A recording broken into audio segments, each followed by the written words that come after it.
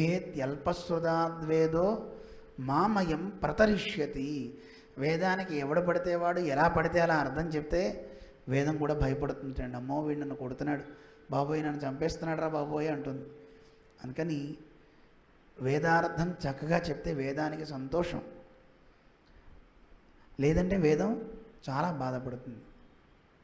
నారణనై కాట్టియ వేదం కళిపుత్తదు అంటారు ఇరామాసునుత్తందదిలో. భగవంతుడిని చూపిస్తుంది వేదం.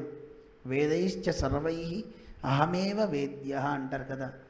ఆ వేదం భగవంతుని దర్శింపచేస్తుంటే ఆ దర్శింపజేసే వేదం యొక్క భావాన్ని తెలుసుకుని చెప్పగలగాలి కదండి.